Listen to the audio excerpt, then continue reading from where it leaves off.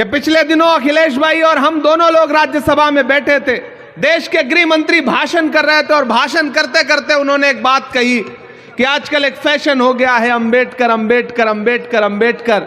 अगर इतनी बार विपक्ष वाले भगवान का नाम लेते तो 7 जन्मों के लिए स्वर्ग मिल जाता। यह एक अहंकार की भाषा थी जिसका पूरी कांग्रेस पार्टी ने मजबूती के साथ वहां विरोध किया और विरोध करने के बाद संसद के बाहर संसद परिसर में भी विरोध किया और उसका परिणाम यह रहा कि देश के गृह मंत्री को माफी मांगनी पड़ी, देश के प्रधानमंत्री को एक दिन में 5-6 ट्वीट करने पड़े। यह रहा कांग्रेस पार्टी और विपक्ष की ताकत का असर। और मेरी आंखों के सामने बड़ी तादाद में मौजूद नरकटियागंज और उसके आसपास के साथियों, घर सजाने का तसव्वुर तो बहुत बात का है, घर सजाने का तसव्वुर तो बहुत बात का है, पहले यह तय हो कि इस घर को बचाएं कैसे। दिल्ली से अगर 1000 किलोमीटर दूर चल करके आपके बीच में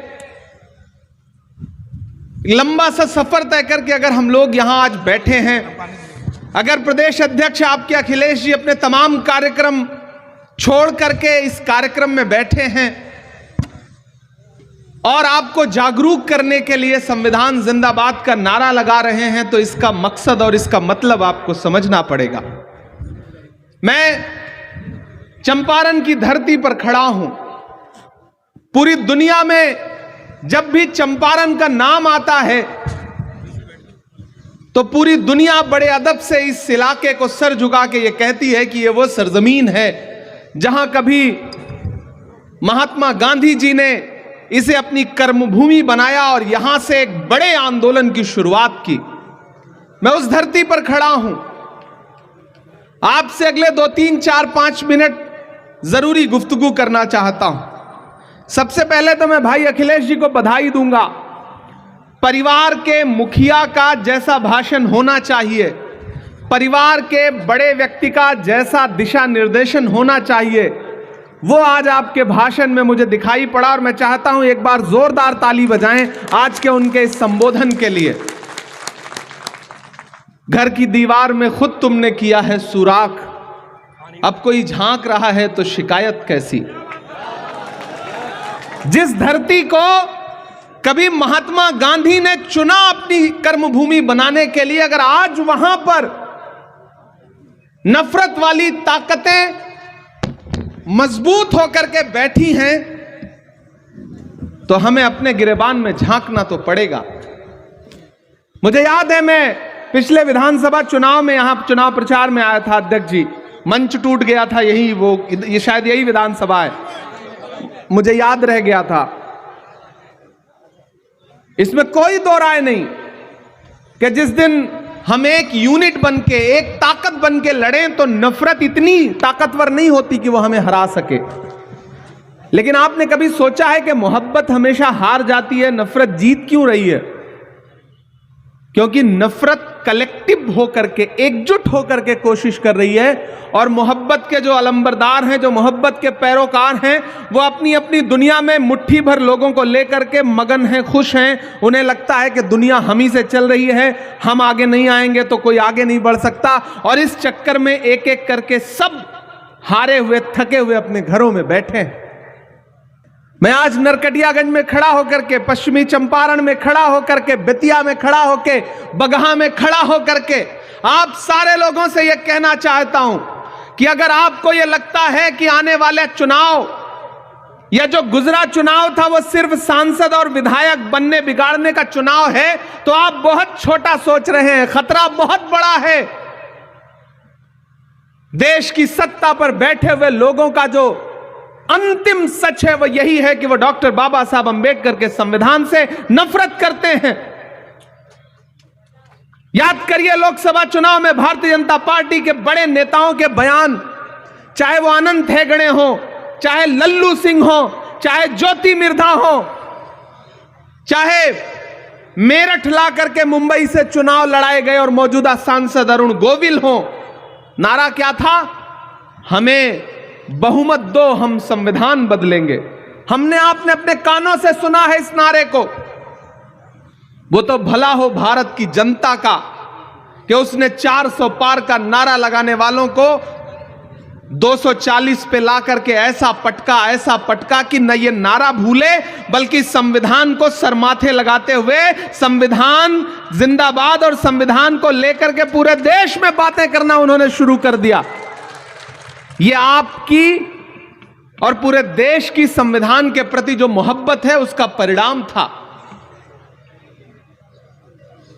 मैं आपसे कहना चाहता हूं साथियों कि पिछले दिनों अखिलेश भाई और हम दोनों लोग राज्यसभा में बैठे थे, देश के गृह मंत्री भाषण कर रहे थे और भाषण करते करते उन्होंने एक बात कही कि आजकल एक फैशन हो गया है अंबेडकर अंबेडकर अंबेडकर अंबेडकर। अगर इतनी बार विपक्ष वाले भगवान का नाम लेते तो 7 जन्मों के लिए स्वर्ग मिल जाता। यह एक अहंकार की भाषा थी जिसका पूरी कांग्रेस पार्टी ने मजबूती के साथ वहां विरोध किया और विरोध करने के बाद संसद के बाहर संसद परिसर में भी विरोध किया और उसका परिणाम यह रहा कि देश के गृह मंत्री को माफी मांगनी पड़ी, देश के प्रधानमंत्री को एक दिन में 5-6 ट्वीट करने पड़े। यह रहा कांग्रेस पार्टी और विपक्ष की ताकत का असर।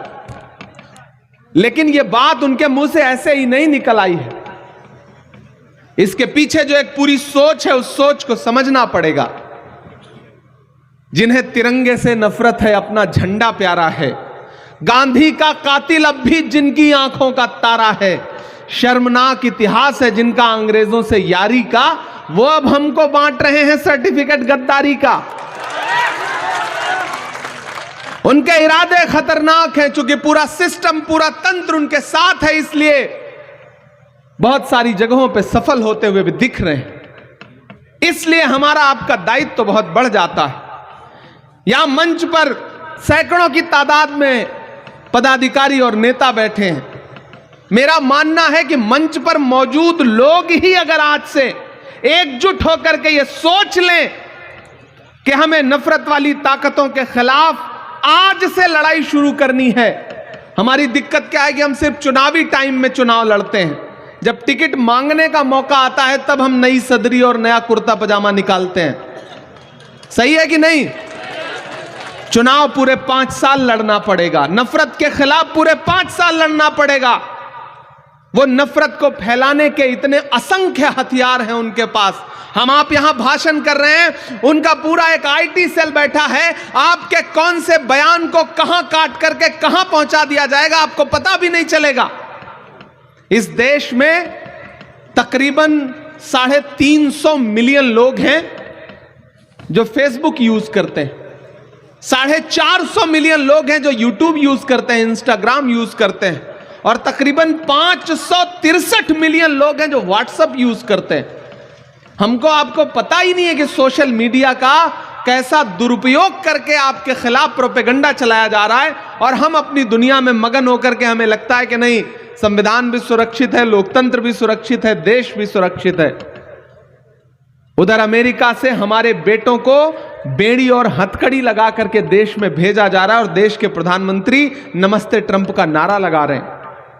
हालात वैसे नहीं है जैसा आप समझते हैं।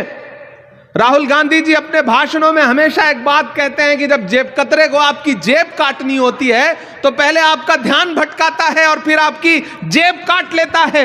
इसी तरह इस सरकार ने किया है, आपको धर्म की अफीम सुंघा करके, आपको नफरत की अफीम सुंघा करके, आपके आटा चावल दूध दही पनीर छाछ लस्सी यहां तक कि कफन तक पर टैक्स लगा दिया है और आपको पता तक नहीं है। खतरा बहुत बड़ा है। इसलिए मैं पूरे बिहार के लोगों से, मैं खुद लंबा सा सफर तय करके कई कार्यक्रम इधर उधर करके मुझे लगा कि नहीं, मुझे जाना है और अल्पसंख्यक विभाग के विशेष तौर से पदाधिकारियों से बातचीत करनी है। ये जो पूरा इलाका है ये बहुत उपजाऊ है और कांग्रेस की विचारधारा के लिए बहुत मुफीद इलाका है, क्योंकि ये गांधी का इलाका है, ये गोडसे का इलाका नहीं है। इसलिए अगर आप सबने प्रण लिया, किसी ने कहा है कि शेर जब तक अपनी कहानियां लिखना खुद नहीं सीखेंगे तब तक शिकारी अपनी कहानियों में खुद को महान बताते रहेंगे। इसलिए नरकटियागंज वालों, अल्पसंख्यक विभाग के पदाधिकारियों, हमारे महिला कांग्रेस की जो साथी हैं, हमारे यूथ कांग्रेस के जो साथी हैं, हमारे एनएसयूआई के जो साथी हैं, सेवा दल के जो साथी हैं, हमारी मेन कांग्रेस की जो बॉडी है, उन सब से मैं अनुरोध करता हूं कि अखिलेश जी हो, इमरान प्रतापगढ़ी हो, हम सारे लोग अपना 100% देने के लिए तैयार हैं। हर दिन आपके लिए जब भी आप कहेंगे हम उपलब्ध हैं, लेकिन आपको एक रोड मैप तो आने वाले दिनों के लिए बनाना पड़ेगा, तब आप लोकतंत्र और संविधान बचाने की लड़ाई को मजबूती से लड़ पाएंगे।